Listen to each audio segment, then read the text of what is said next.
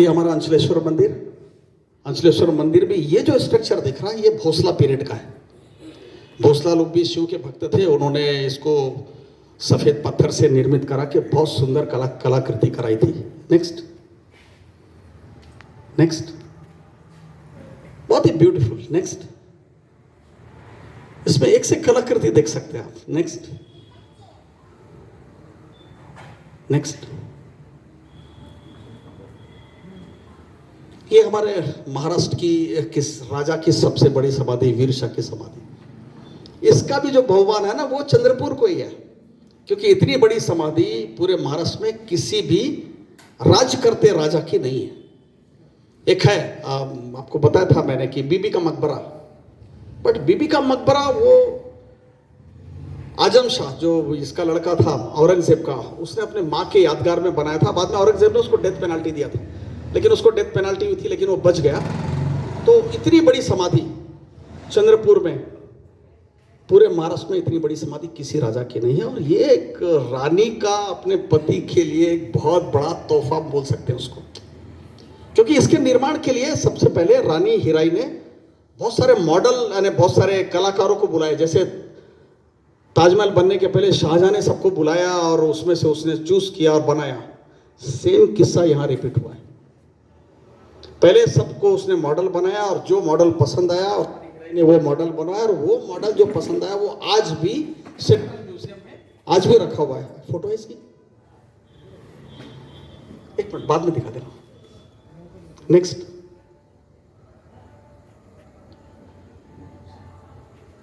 ये बाकी भी समाधियां हैं अलग अलग। ये रानी हीराई की समाधि है। नेक्स्ट, मैं एक चीज गौर से आपको बताता हूं, आप यहां से बोलने के बाद में कल या परसों जब भी आए वहां जाके ट्राई कीजिएगा। ये रानी हीराई की समाधि और इसके ठीक सामने में राजा वीर शाह की समाधि है। आप ये जो पोर्शन है उसके पीछे जाइएगा और वहां से देखिएगा तो रानी हीराई की समाधि और राजा वीर शाह की समाधि एक लाइन डोरी में। इतना परफेक्ट मैच है इसमें कि एक दूसरे को मरने के बाद में भी हो सकता है एक दूसरे को देखने की कल्पना होगी, इसलिए रामशाह ने उसका निर्माण कराया हो। ऐसे कई जगह उदाहरण हमें मिलते हैं ऐसे। तो ये समाधि का और वीर शाह के समाधि का डिस्टेंस बिल्कुल कैलकुलेट करके बनाया है, बिल्कुल कि रानी हीराई की समाधि और वो एक ही लाइन में। और आप रानी हीराई की समाधि पे खड़े होकर सामने देखोगे तो बिल्कुल वीर शाह की समाधि दिखाई देगी। नेक्स्ट, ये बाकी उनके राजाओं की समाधि जिसे हम हरडवाड़ा बोलते हैं इसको। नेक्स्ट, ये एक भोसला पीरियड का, हम जिसको नाना साहब का मंदिर बोलते हैं, मुरलीधर का भी मंदिर बोलते हैं, लेकिन अंदर इसमें शिव की प्रतिमा है। इस मंदिर की खासियत यह है कि पूरे चंद्रपुर में सबसे फाइन कार्विंग, सबसे बारीक मूर्ति कला का सबसे बेजोड़ अगर नमूना अगर देखना है तो आपको ये मुरलीधर के मंदिर में देखने को मिलेगा। नेक्स्ट, ये भी देखिए इसमें पत्थर के कलर, नेचुरल कलर, यानी रेड पत्थर का भी एक उन्होंने एक पोर्शन डाला है, व्हाइट पत्थर का भी एक पोर्शन डाला है, और इस पत्थर पे उन्होंने इतनी खूबसूरत कार्विंग की है। तो कार्विंग दिखाओ दो। नेक्स्ट, ये कितना सुंदर है कि वो सब गोपिकाएं नहा रही हैं और वो कपड़े लेके ऊपर बैठ गए। Next, beautiful. नेक्स्ट, समुद्र मंथन, यानी नीचे एक छोटा सा कछुआ दिख रहा है, उसके ऊपर बैठ के एक तरफ राक्षस जो हंस रहे हैं, एक तरफ देव हैं। अरे बताने का तरीका मेरा ये है कि राक्षस को भी इतना, उनके जाके देखोगे तो उनके दांत आपको इतने बारीक दिखेंगे वहां पे। यानी बहुत फाइन कार्विंग का मंदिर है वो, बहुत ही सुंदर। नेक्स्ट, और ये हमारे सबसे बड़ी बात की हमारे ये चंद्रपुर शहर के मध्य में है। आप अगर जाइए ना तो सही में एक एक मूर्तियों को गौर से निहार के देखिए, उसकी डेप्थ नजर आएगी आपको उसमें कि अगर वो राक्षस हंस रहा है तो उसके दांत दिखना चाहिए तभी ना वो राक्षस होगा वो। तो वो मूर्ति कलाकार ने उसको ये ढंग से तराशा है कि आपको फीलिंग आना चाहिए उसकी। नेक्स्ट,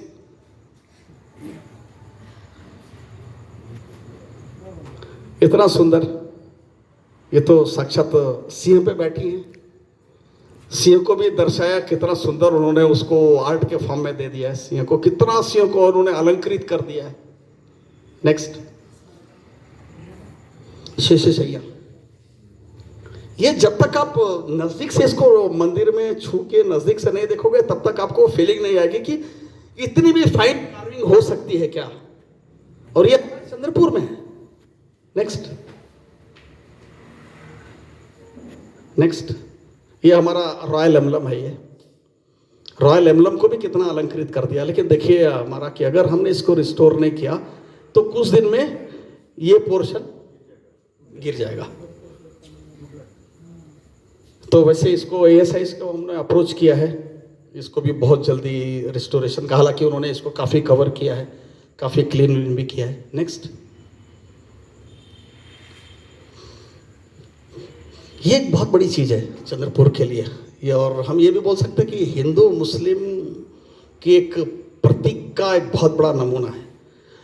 भोसला पीरियड में हमारे यहाँ चांदी के सिक्के ढला करते थे। डॉक्टर अभी एडवोकेट खजानजी का जो घर है, वहाँ की जो मस्जिद है, वो उस समय की टकसाल थी जो अभी कन्वर्ट हो चुकी है। उसका उल्लेख गजेटर में भी है। वहाँ के जो मिंट मास्टर थे जो सिक्के ढलाते थे, उनका नाम था हयात मियाँ। अब हयात मियाँ मुस्लिम थे और भोसला पीरियड में थे, तो उनको भोसला ने पदवी दिया था टांग साले, तो उनका नाम पूरा हो गया था हयात मियाँ टांग साले। जब उनकी डेथ हुई, और हयात मियाँ टांग साले की सबसे खासियत है कि वो चंद्रपुर के जो कॉइन बनाते थे उसका एक मिंट मार्क था उल्टा म। तो बहुत लोगों को लगता था कि उल्टा म क्यों है, तो इसे दत्ता काका से भी हमने कंफर्म किया, तो हो सकता है कि वो महाकाली का म लेकिन उल्टा, और एक छोटी सी तलवार यानी वो भोसला का एक मिंट मार्क का था। तो मिंट मास्टर हयात मियाँ टांग साले जितने भी सिक्के मिंट करते थे उसमें वो हिंदी में उल्टा माँ का मोहर, वो कार्विंग ही वैसे करते थे वो लोग कि उस पर दिखे। तो जब उनकी डेथ हुई तो राजा भोसले ने एक 100 फुट बाई 100 फुट का एक जगह दिया। ये जगह हम महाकाली मंदिर से जब द्वादशीवार सर के घर तरफ जाते हैं तो एक वहाँ बहुत बड़ा कब्रिस्तान है, और वो कब्रिस्तान तो खैर अभी नगर पालिका ने ही उसको निस्तनाबूद कर दिया। ये सब चिराग जलाने की जगह है, और हयात मियाँ की है वहाँ पे बीच में, और उनके परिवार की वहाँ समाधि है। और उसका जो गेट है वो गेट बहुत छोटा सा है, यानी आपको अंदर जाना है तो आप सजदा करते हैं ना, इसको झुक के जाइए अंदर। यानी भोसला पीरियड में भी एक भोसला आर्किटेक्चर का भी बहुत बड़ा महत्व है, जो हमें यहाँ दिखता था ये गेट बता रहा आपको।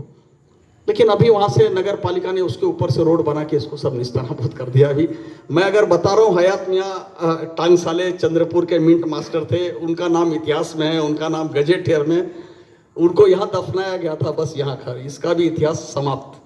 इसको नगर पालिका ने उसके ऊपर से रोड और फोड़ फाड़ के बराबर कर दिया। नेक्स्ट, ये देखिए पूरी समाधि है उनके। नेक्स्ट, ये एक बहुत इंटरेस्टिंग चीज है, और ये मेरे लाइफ से जुड़ी है करके मैं आपको बताया था पिछले बार भी कि ये ताड़ोबा पिलर है। अब ये हम लोग बचपन में, जैसे मैंने बताया कि मेरे पिताजी जंगल ठेकेदार थे, तो हमने काफी जंगल घूमा है और हम लोग जाते भी थे यहाँ पे। जब ताड़ोबा का शुरुआत का दौर था तो गाइड बताते थे कि अरे इस पे तो वो गोंड राजा आता था और इस पे घंटियां बजाते थे। फिर कुछ लोगों ने बताया नहीं नहीं इस पे मशाल लगाते थे रात में शिकार के लिए। फिर कुछ लोग बताते कि नहीं नहीं ये ब्रिटिश लोग, इसमें टेलीफोन का वायर था। हम लोग भी उसी ढंग पे चलते, लेकिन एक बार ऐसा हुआ कि मैंने मेरे पिताजी से डिस्कस कर रहा था, तो उनको बात में बोला कि आप ब्रिटिश पीरियड में आ गए थे, लेकिन ब्रिटिश पीरियड में आने के बाद में तो बोले हाँ हम लोग को नागपुर जाना पड़ता था क्योंकि डीएफओ नागपुर में बैठता था, और सबसे कठिन था बारिश में जाना। बारिश में इतने नदी नाले थे कि जाना मुश्किल रहता था, लेकिन एक रास्ता ऐसा था ताड़ोबा होके कि हम लोग ताड़ोबा में जाते थे, वहाँ से खड़संगी निकलते थे, खड़संगी से कानपा टेनपा, वहाँ से उमरेड मार के नागपुर, कोई भी नदी नाले नहीं लगते थे। मुझे क्लिक हुआ कि ये पत्थर कहीं दिशा सूचक तो नहीं है, और ये पत्थर हमें पद्मापुर गेट से लेके खड़संगी तक, कोलारा तक मिलता है। तो ये इसको जज कैसे करते होंगे कि रास्ता कहाँ से, एक पिलर की हाइट है अच्छी है, लेकिन उसके आगे वाला पिलर कहाँ होगा, ये कहाँ होगा। तो इसमें ये पिलर लाइन से बने हैं और बाद में धीरे धीरे अंदर चले जाते हैं। रूट देखने का तरीका हमने इसको खोजा। नेक्स्ट नेक्स्ट नेक्स्ट नेक्स्ट, दूसरा दैट्स ऑल। एक मिनट, आप देख रहे हैं उसके ऊपर का पोर्शन, ऊपर में एक यू शेप का पत्थर लगा हुआ है। ये यू शेप का जो पत्थर है ऐसा हर पिलर पे सेम नहीं है। एक पिलर वहां है, वो पत्थर ऐसा लगा हुआ है। आप सामने जाइए, दूसरा पिलर दिखेगा, वो ऐसा टिल्ट होता है। यानी वो जैसा टिल्ट होते जाएगा ऊपर का पोर्शन, आपको उस रास्ते से जाना है। वो रास्ता आपको घने जंगल्स में बिल्कुल खड़संगी कोलारा गेट होते हुए बाहर कर देगा। और अभी 1.5 साल पहले कोरोना काल में मुझे चिमूर के एक लड़के ने एक फोटो भेजा कि सर ऐसा तो एक उमरेड के पास में भी है। तो उसने फोटो भेजा, तो देखिए वो लोगों ने डिस्टर्ब नहीं होना चाहिए करके ब्रिटिश पीरियड में एक ऐसा रास्ते का इजाद किया कि जो भरी बारिश में हमारे चंद्रपुर और नागपुर, क्योंकि नागपुर में रेसिडेंसी जो थे वो नागपुर में बैठते थे, पूरा हिसाब किताब उनको देने के लिए नागपुर ही जाना पड़ता था। तो अगर बारिश में होंगे तो वो इरई नदी है, बाद में वो ओर्रा के पास की भी नदी है और नली है, नाले उफान पे, तो लोग जाएंगे कैसे? तो उन्होंने वो रास्ता खोजा ब्रिटिश लोगों ने। और ये ब्रिटिश काल की सबसे बड़ी देन है कि उन्होंने इस पिलर का निर्माण कराया और ऊपर में वो दिशा सूचक है, वो जिस तरफ वो मुड़ते जाएगा उस तरफ जाइए और आप सीधे नागपुर पहुंच जाइए। तो वो भी हमारे चंद्रपुर में इस तरह के पिलर महाराष्ट्र में नहीं, इंडिया में भी कहीं नहीं है। तो मैं आपको शुरू से बता रहा हूं कि हमारे यहाँ जो कल्चर पाए गए वो सब यूनिक है। एक ही जिले में इतने सारे स्मारक अलग अलग थ्रू द एजेस और कहीं नहीं मिलेंगे आपको। नेक्स्ट, उस जमाने का चर्च, जब ब्रिटिश लोग आए तो उन्होंने भी अपना कुछ ना कुछ बना के गए। तो हमारे यहाँ 2 चर्च बहुत फेमस हैं, एक बड़ा चर्च जिसको बोलते हैं, एक छोटा चर्च बोलते हैं, संत अंद्रिया और ओर्रे नाके का। और उस पर तो हर चीज लिखी हुई है कि कब का बना है, किसने बना है। Next, jubilee school. देखिए जुबली स्कूल भी रानी विक्टोरिया को जब 75 साल मनाया जा रहा था पूरे इंडिया में, तो विदर्भ में सिर्फ शायद 2 जगह है शायद जुबली स्कूल, ऐसा सुनने में कि यहाँ एक भंडारा या गोंदिया में। भंडारा में सर, तो मैंने देखा नहीं है, लेकिन ये हमारे लिए बहुत बड़ी विरासत है ये, कि इसको सहेज के रखना चाहिए, इसको मॉडर्न नहीं बनाना चाहिए। जिस फॉर्म में है उसी फॉर्म में इसको रिपेयर करके उस पीरियड का ये स्कूल है वो दिखाना चाहिए लोगों को, ना कि उसको हम तोड़ के 3 स्टोरी बना दे, वहां मार्केट बना दे। That is not good. Next, ये ब्रिटिश कोरहम, जनरल कोरहम की समाधि है। ये उन्होंने यहाँ से गोलाबारी करके पठानपुरा की दीवार तोड़ा था, लेकिन अली खान गोलंदाज ने उनको वहाँ से गोला फेंक के 2 अथॉरिटी को मारा था, जिसमें जनरल कोरहम की भी डेथ हुई थी। और उनकी डेथ होने के बाद में पूरा ब्रिटिश साम्राज्य को ये पता चला कि एक तोपची ने उनको मार दिया। बाद में पूरी फौज अंदर घुसी वहाँ से, और उन्होंने 20 मई शायद 1818 में चंद्रपुर को ब्रिटिश लोगों ने कैप्चर किया। तो उनकी समाधि तो वहाँ तो नहीं बनी लंदन में, लेकिन कोरहम की समाधि आज भी यहाँ पर लगी है, उनके नाम की प्लेट भी लगा है। Next, the great. मेरी तो सबसे आपसे अपील है कि ये शायद मेरा लास्ट प्रेजेंटेशन है, और ये प्रेजेंटेशन देखने के बाद में आपको जरूर लगना चाहिए कि ये चीज बचना चाहिए। ये हमारे चंद्रपुर की सबसे टोलेजंग इमारत सराय की बिल्डिंग है, और ये 1929 में जब उसका उद्घाटन हुआ, ये उस समय की ये फोटो है, बहुत दुर्लभ फोटो है ये। इसमें नूर हसन अली भी खड़े हैं, और उसमें ये उस जमाने में ये ई राघवेंद्र राव करके खड़े हैं, और उस समय के नगराध्यक्ष बाबा पाटिल दीक्षित खड़े हैं। ये किसी साड़वे फैमिली से है, थोड़ा सा हमने पता किया है। ये नूर अली सेठ हैं, ये भी दीक्षित फैमिली से ही हैं। तो ये बहुत दुर्लभ फोटो है कि सराय का मकसद उस समय ऐसा था कि 1921 में एक पीस मेमोरियल सोसाइटी ने चंदा जमा करके, क्योंकि उस समय ना यहाँ गेस्ट हाउस था, ना रेस्ट हाउस था, ना बेड सी, कुछ नहीं, तो यात्री आए, कहीं कोई आए तो उनको रुकने के लिए उन्हें इस बिल्डिंग का निर्माण कराया, और निर्माण कराने के बाद में इसको नगर पालिका को हैंडओवर किया। लेकिन आज इतना दुर्भाग्य है कि इस बिल्डिंग के लिए मैं भी करीबन 20 से 21 साल हो गए मुझे फाइट करते करते। आखिरी में मैंने अभी हाईकोर्ट में इसकी पीएल डाली है कि देखिए आधा पोर्शन गिर चुका है इसका। तो ये बिल्डिंग का इतिहास अगर अच्छा कॉलोनियल पैटर्न की पूरे डिस्ट्रिक्ट में कॉलोनियल पैटर्न मींस ब्रिटिश की एक आर्किटेक्चर मेथड को कॉलोनियल बोलते हैं हम लोग। तो कॉलोनियल पैटर्न की बिल्डिंग चंद्रपुर डिस्ट्रिक्ट में एकमात्र सराय के रूप में ही है हमारे पास में, और ये आधी गिर चुकी है, लेकिन मैंने हाई कोर्ट में पीएल डाला है तो शायद देखिए हो सकता है बच भी जाए। लेकिन हम अगर ऐसे ऐसे अगर छोड़ते गए तो बहुत सारी इमारत हमारी विरासत नष्ट हो जाएगी। देखिए विरासत चाहे ब्रिटिश काल की भी हो, चाहे मुगल काल की हो, चाहे किसी काल की भी हो, वो हमारी संस्कृति हमारी विरासत को दर्शाती है। अगर हमने उसको सेफ नहीं किया, बीच में नगर पालिका ने मैं इसको तोड़ के मॉल का था तो मैंने कोर्ट से स्टे लाया, मैंने उसको रुकवाया कि सर इसको रहने दीजिए, पीछे में बनाइए आपको जो भी बनाना है, लेकिन नगर पालिका ने ध्यान नहीं दिया। आज के तारीख में इसकी हालत क्या है वो भी दिखाता हूं आपको। नेक्स्ट देखिए इसके सिर्फ बनावट देखिए कि इतनी सुंदर इमारत, ये फोटो ही दर्शाता है कि इमारत कितनी बुलंद हुई होगी। नेक्स्ट, और सबसे बड़ी बात बताऊं, इसके पहले का प्रवीण, इसके पहले का फोटो दिखा। ये एकमात्र ऐसी बिल्डिंग थी कि जिसको यहां पर वॉच थी। चंद्रपुर में किसी भी बिल्डिंग में इतनी बड़ी वॉच नहीं थी। इसको हम घंटा घर भी बोल सकते हैं, टाइम से उसमें घंटी भी बजती थी और वो टाइम दर्शाती। ये बिल्डिंग का ये महत्व है। नेक्स्ट, आज की हालत देखिए इसकी, 2011 की हालत देखिए कैसी हो गई थी इसकी। नेक्स्ट नेक्स्ट, ये आज की हालत है इसकी। नेक्स्ट, उसके ऊपर प्लेट लगी है, द डिस्ट्रिक्ट पीस मेमोरियल धर्मशाला चांदा। यानी देखिए नगर पालिका को उन्होंने दिया था बना के मेंटेनेंस करने के लिए, लेकिन उन्होंने इसको मेंटेनेंस के नाम पे आज के तारीख में उसको निस्तराबूत करने पे तुले हैं लोग। नेक्स्ट, और ये सबसे खास बात बताऊं, ये जो है ना जीवी बेऊर डेप्यूटी कमिश्नर चांदा, ये फाउंडेशन स्टोन 2 अक्टूबर 1921 को रखा गया था और 1929 को ये कंप्लीट हुआ।